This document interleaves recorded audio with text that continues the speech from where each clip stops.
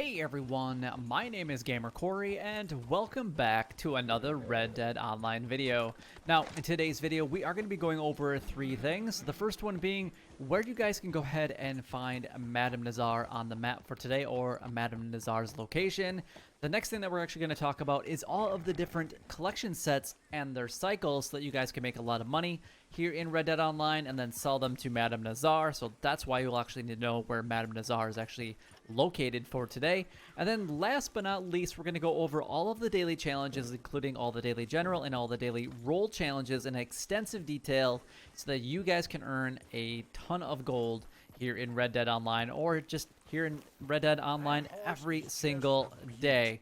So anyway, let's go ahead and get started and show you guys where you can go ahead and find Madame Nazar for today. Now, she is actually located in Blue Water Marsh for today, so just make your way just north of Saint Denis and you're going to be just fine. I would say the quickest fast travel location is going to be in Lagra and then followed by Van Horn, so either of those locations will be just fine to fast travel to if you're trying to get there as quick as possible. But if this is the only thing that you guys came here for today, then don't forget to like, comment, and subscribe down below. It would help me out a lot and is greatly appreciated. And also don't forget to leave a like on the video. It does help me out, and honestly, if it helped you out, it could help out somebody else as well. And honestly, it shows your support and it lets me know that you guys want me to continue making these types of videos for you guys so you guys can have the best information here in Red Dead Online.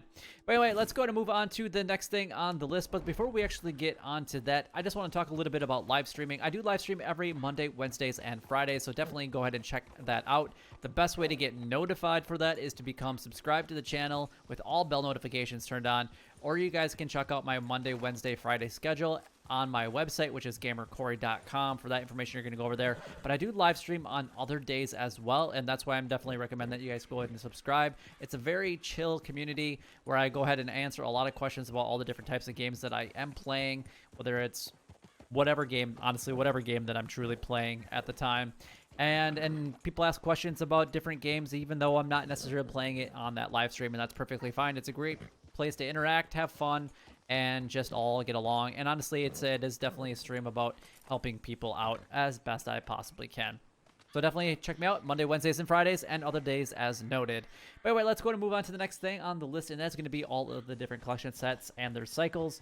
I do like to go after the coins and the lost jewelry first if I'm going to do any type of collecting, though I haven't really had to do that in a little while just because I do have a considerable amount of money. Got a lot of gold too, but so the coins and the lost jewelry do require you to have the field shovel and also the metal detector. So you're definitely going to want to make sure that you purchase those as soon as you possibly can, because with the coins and the lost jewelry, you will make the most amount of money possible per hour here in Red Dead Online. So you can make $540 an hour with all these sets, so you can get all these done in about 3 hours worth of time. And you can walk away with like $1,500 to $1,700. I can't remember what the exact dollar amount is. I know it's $540 for the coins exactly. It's like roughly $1,200 to $1,300, whatever it is for the lost jewelry. But it's a really good opportunity to make a lot of money pretty quickly. But like I said, you do need the field shovel and also the metal detector. So those sets are going to be, coins are going to be a part of cycle number 2 for the day. And then lost jewelry will be a part of cycle number 5 for the day. Now, if you're not a collector or a very low-level collector, or maybe just don't have enough money to purchase the field shovel or the metal detector, these next 4 sets are going to be for you guys. We have the American Wildflowers, the tarot cards, the antique alcohol bottles, and then the bird eggs. We have the American Wildflowers, which are going to be a part of cycle number 5. Tarot cards, a part of cycle number 4. The antique alcohol bottles, a part of cycle number 3. And then we have the bird eggs, which are going to be a part of cycle number 2 for the day. Now, I'm actually trying to stay as close as I possibly can to this gang hideout just because, well, I haven't had a gang hideout show up in quite some time, so I'd like to actually participate in this one if I possibly can. I can't even tell you the last time that I've actually had one pop up for me, so that's why I'm just kind of hovering around in this area and not really going all that far away. Now, the next 2 sets are going to require you to be a collector. You're going to have the field shovel or the metal detector in order to collect these, or both in some instances. But you have the family heirlooms, which is going to be cycle 2, and the arrowheads, which are going to be a part of cycle number 3 for today. So hopefully that does help you guys out. You can make over $4,000 each and every single day with those sets. Like I said, the best 2 entire sets are the coins and the lost jewelry. All right, so let's go ahead and move on to the next agenda on our list, and that is to go over all of the daily challenges. So I'm going to go over all these, and you guys can earn 11 gold bars every single day with the daily challenges just from doing the daily challenges. If they're anything PvP related, so free roam events, horse races, PvP, bounty hunting missions, all get you extra gold. So you can probably, if you did all the daily challenges, you're probably going to make anywhere between 12 and 13 gold bars per day. But you're getting 11 just from the daily challenges alone. So honestly, best way of earning gold here in Red Dead. I put about an hour of time between rendering my video and uploading it to YouTube, not even an hour, and I get anywhere between 3 and 5 gold bars on average per day. Sometimes it's more, sometimes it's a little bit less. It's pretty rare that I make less than 3 gold bars per day. So you guys can even watch. I have 1935 for today. And then you guys can go ahead and see what I have for tomorrow. So I'll try to remember to tell you guys if I possibly can. But there's always one daily challenge that's uber easy to complete, and it takes less time to complete it than it does to actually log into Red Dead Online.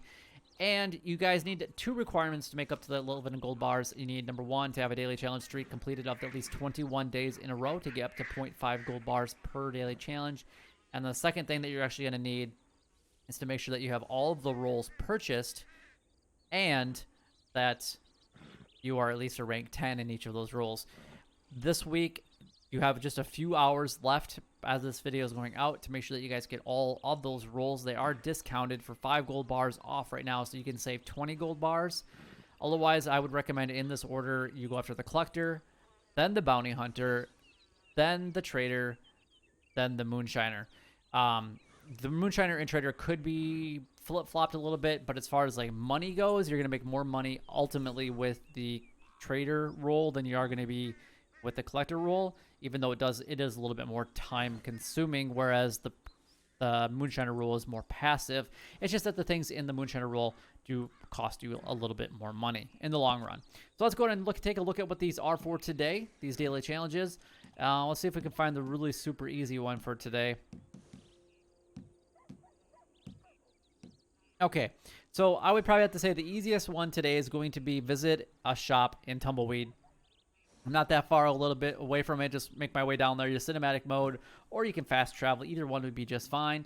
That's going to be the easiest one. And then you just visit like the butcher. You don't even have to actually get off your horse if you go to the butcher stall. So that's easy. Or if you need something to buy, say at like, you know, the general store or even the gunsmith or whatever, it doesn't matter. Just visit one of them, you're going to be just fine. The next probably easiest one here is to collect common bulrush. Now this can pretty much be found along any major water area. Just any water should be fine. You could probably even find some down a lake around Lake Don Julio or anywhere along the San Luis River. You probably can find it. However, I am a little bit more creature of habit, and I actually go along the Dakota Riverbank or the Heartland Overflow, which is just outside of Emerald Station. Those are kind of my go-to locations for a lot of the daily challenges, to be completely honest, because there's such a variety of things going on in those 2 areas. So that's where I spend a lot of my time. I would probably say 80% or more of my time in the Heartlands, and then obviously I go into Lemoyne. But it's pretty rare that I actually truly ever come down here anymore. And the reason that I was actually down in this location anyway is because I finished up on visiting McFarland's ranch from yesterday down here. So that's the only reason I never go into Amberino. It's pretty rare. The only time I really go up to Amberino is for the daily challenges, and that's here or the Indian reservations or Katora Springs. Otherwise, it never really has us going anywhere else. Maybe Mount Hagen from time to time. I never spent any time in Amberino. It's the dumbest place on the map right now. But anyway, let's move on to the rest of the daily challenges for you guys. We have kill 5 birds from a moving train. So you obviously have to find a train to get this one. Going to McFarland's ranch is actually a really good opportunity because there's usually a train coming into the station right there. Otherwise, riding between like Emerald Ranch, Rhodes, and Saint Denis, you'll usually find a train as well. So those are some of the better locations. And then obviously you'd want to try to do this one during the day if possible, just because you find more flying birds at that point. Okay. You're going to find a lot more birds, in my opinion, around the roads, and somebody is taking a part in that gang hideout. That is a bummer. I was really hoping to actually get that done so I can do this after the video. I'm kind of sad now. Anyway, sadness aside, we have to carry on. But you're going to find more around that Sandy Roads area than you are like in McFarland's Ranch for finding birds. Even at night, you can actually find a lot of flying birds. Roads in Santini area. All right, so what else is super, super easy? Non-player enemies killed with stealth. The best way that I like to do this is one of two places. Number one, I either go to Thieves Landing or I go up to Van Horn. It really kind of just depends on where you guys want to do this at. How I do this one, if I'm going to go into Thieves Landing, is I come to the back of this area right here, and then I actually use my throwing knives and kill this guy and this guy if there's two of them there. If there's only one of them, just kill the one that's there. And then if both of them are there or one of them's there, then I usually move to kill one right here. And usually by that time, I'll get spotted with somebody. And then I'll have to run away and then come back. And it usually only takes me 2 times to do it. And the same thing up in Van Horn. Just find someone that's kind of walking around, preferably behind the buildings or even in this specific building right next to the saloon. The one that I'm actually highlighting right here is a really good opportunity to find players or NPCs up in the upstairs of it. And then you can actually peg them off with the throwing knife. Actually really pretty easy as well. So either one of those should be just fine for that one.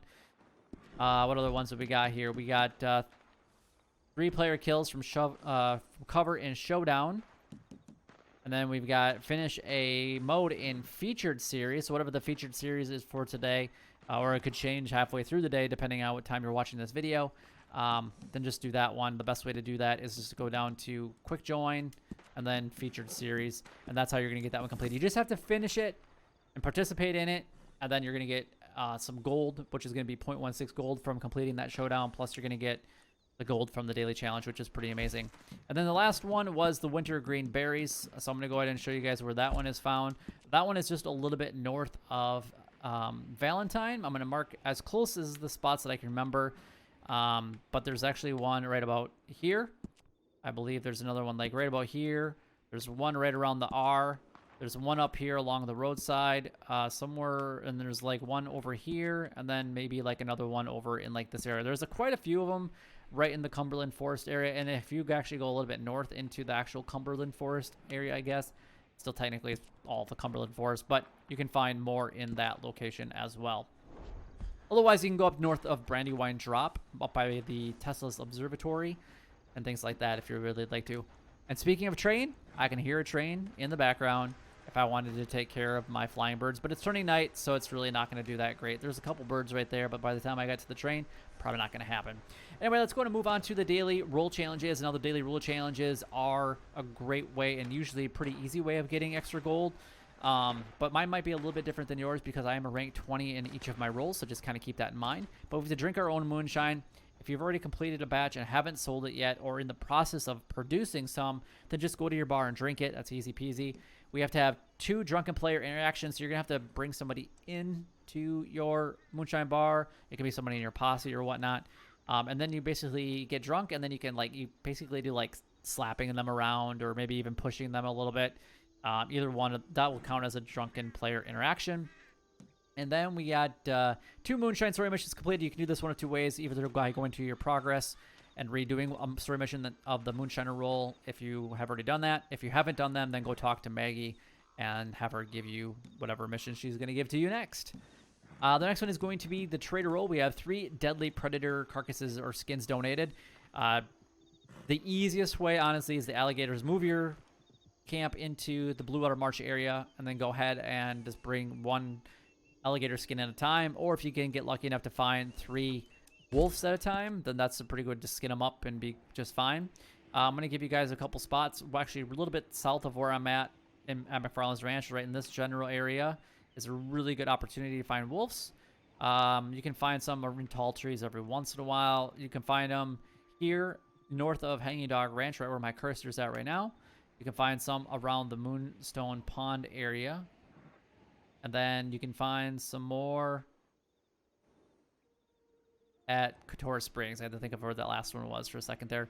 Couture Springs area. So those are some really good opportunities for wolves if you don't want to go after the alligators. Next one is to have a two goods sold to a distant buyer. I don't really participate in this one very much, but if you're looking for gold, then by all means do that. Just because it takes a lot of time, and I'm all about efficiency and effectiveness with my time. So this one just takes 10 to 15 minutes to do for only 0.5 gold. So I'd rather get more gold in a shorter amount of time and focusing on the ones that I can do really, really quickly. The next one is to have 6 large animal carcasses donated to crypts. That's pretty much anything on the back of the horse. Unfortunately, the alligator skins won't count. But panthers, cougars, wolves, pronghorn, deer, all that should technically count. Anything that actually goes over the back of the horse should count as a large animal carcass, but it doesn't. Like I know the coyotes and the foxes don't necessarily count towards large animal carcasses. The next on the list is going to be the collector rolls. Well, it's a whole bunch of different collectibles. So I'm going to go over the collectible sets for these right now. So arrowheads, that's going to be a part of cycle number 3. Bird eggs, going to be a part of cycle number 2. And then the family heirlooms are also going to be a part of cycle number 2 for the day. Last but not least, we have the bounty hunter roll, which is the only roll that does pay out additionally in gold, as I was mentioning at the beginning of the video. We have to have 2 bounties brought in from New Austin posters. That's where I'm at. So we have Tumbleweed, Benedict Point, and Armadillo. And then we have 1 bounty hunt completed with 5 minutes or more remaining. So basically just do a bounty board as fast as you possibly can. You're not going to get as much gold from the actual bounty hunting, but you'll get that 0.5 gold for completing that one. And then you're going to get, the last one is to have 3 bounty targets hogtied with a reinforced lasso. Honestly, if you're a bounty hunter, you should have the reinforced lasso regardless. If you don't have enough money to purchase it, you need to become a collector as soon as you possibly can, because like I mentioned earlier, you can make over $4,000 each and every single day, and the coins and lost jewelry are the best sets to do, as almost half of your income will come from just doing those 5 sets alone each and every single day. But that is all the daily challenges done, gone over, and covered. If you guys do have any questions regarding any of them, then please leave a comment down below so I can do my best to help you guys out. But if you did find this video helpful or enjoyable in any way, then don't forget to like, comment, and subscribe down below. It would help me out a lot and is greatly appreciated. Also, don't forget to check out my live streams every Monday, Wednesdays, and Fridays. Times are designated on my website, which is gamercorey.com. Make sure that you guys are subscribed with all bell notifications turned on if I do go live on other days than I just stated. But until next time, YouTube, you guys keep doing what you're doing because you're already doing it, and you guys stay gaming.